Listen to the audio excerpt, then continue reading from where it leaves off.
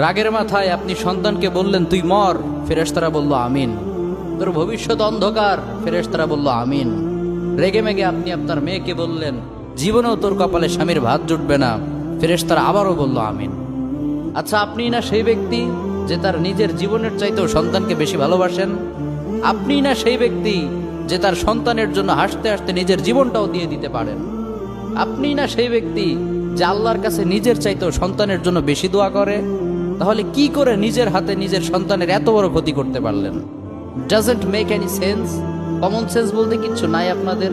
আপনারা কি জানেন না আপনাদের রাগের মাথায় বদদোয়া করাগুলো ফেরেশতারা আমিন বলে? দাওয়াতুল ওয়ালিদ আলা ওয়ালাদি, বাবা মা তার সন্তানের জন্য যেই দোয়া করে সেটা ভালো হোক কিংবা বদদোয়া হোক, আল্লাহ সেটাই কবুল করে নেয়। এজন্য খবরদার, নেভার কার্স ইউর চিলড্রেন।